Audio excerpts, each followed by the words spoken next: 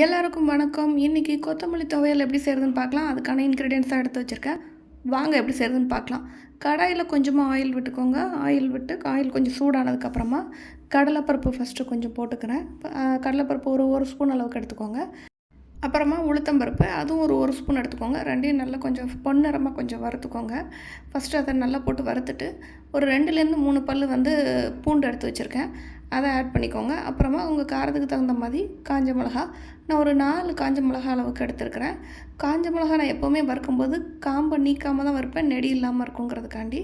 அப்புறமா தேவையான தேங்காய் ஒரு பத்த அளவுக்குன்னு சொல்லுவாங்களா, தேங்காய் சில்லு அந்த அளவுக்கு ஒரு தேங்காவை குட்டி குட்டியாக கட் பண்ணிவிட்டு அதையும் ஆட் பண்ணி அதையும் நல்லா வறுத்து எடுத்துக்கலாம். நீங்கள் துருவி கூட ஆட் பண்ணிக்கலாம். இப்போ இதோட கொஞ்சமாக புளியும் சேர்த்து நல்லா வதக்கி விட்ருங்க. இது நல்லா வதங்கினதுக்கப்புறமா மல்லி இலை இருக்கு இல்லையா, நல்லா கழுவிட்டு நான் கட் பண்ணல, அப்படி தான் சேர்த்துக்கிறேன். இந்த தண்டு பகுதி எல்லாத்தையும் சேர்த்து நீங்கள் அரைச்சிக்கோங்க. சிலர் இலை மட்டும் எடுத்து வதக்கி அரைப்பாங்க. தண்டு கொஞ்சம் சேர்க்கும்போது கொஞ்சம் நார் மாதிரி வரதான் செய்யும். ஆனால் அதுவுமே நல்லது உடம்புக்கு. ஸோ அதை வேஸ்ட் பண்ண வேண்டாம். அதனால் அதையும் சேர்த்து நல்லா வதக்கினீங்கன்னா இந்த மாதிரி சுருளை வதங்கிரும்.